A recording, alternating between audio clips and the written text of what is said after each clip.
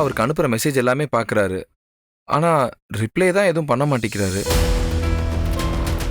நீங்க பண்ண வேலையால அவர் அவ்வளவு கோவத்துல இருக்காரு. அவரு இந்த ஆர்டரை நான் எவ்வளவு தூரம் ஃபாலோ பண்ணி வாங்கினேன்னு தெரியுமா? சாரி மச்சான். இட்ஸ் ஓகே சக்தி, நடந்தது நடந்துருச்சு. ஏற்கனவே நீ அவங்கள நிறைய திட்டிட்ட, விடு. பாவம் அவங்க ஃபீல் பண்ண போறாங்க. யாரு இவனுங்களா? சான்ஸே கிடையாது. டேய், இப்படி ஆயிடுச்சேன்னு நாங்க மனசுக்குள்ள எவ்வளவு ஃபீல் பண்ணிட்டு இருக்கோம் தெரியுமா? ஆனா உனக்கு அது வெளியே தெரியல, அவ்வளவுதான். பண்றதெல்லாம் பண்ணிட்டு எவ்வளவு நக்கலா பேசிட்டு இருக்கான் பத்தியா அவன். என்ன இருந்தாலும் நீங்க இந்த விஷயத்துல நீங்க கொஞ்சம் கேர்ஃபுல்லாவே இருந்திருக்கலாம் சிவா. அவனே இப்பதான் கொஞ்சம் அமைதியா இருக்கான். நீங்க வேற ஏதாச்சும் சொல்லி அவனை ஏத்தி விடாதீங்க பிரீத்தி. ஐயோ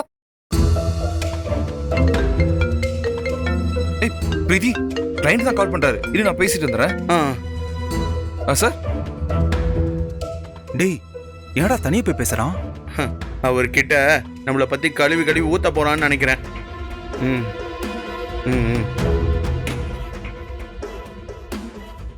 பிரீத்தி, நாங்க என்ன சொன்னோம், நீங்க என்ன பண்ணிருக்கீங்க? என்னாச்சு சிவா? என்ன ஆச்சா? இந்த விஷயத்த பத்தி நேத்து நைட்டு பேசும்போது நைட்டே சக்தி கிட்ட இந்த விஷயத்த சொல்லாதீங்கன்னு உங்ககிட்ட சொன்னல.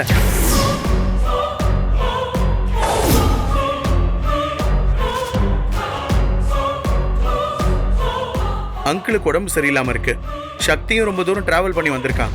அதனால நாளைக்கு காலையில நாங்க வந்ததுக்கு அப்புறம் நடந்த எல்லா விஷயத்தையும் சொல்லிக்கலான்னு தானே நம்ம பேசணும்.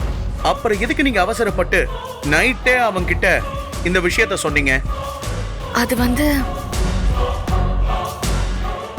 சக்தி கிட்ட இந்த விஷயத்த லேட்டா சொன்னா கோவப்படுவான் தான்.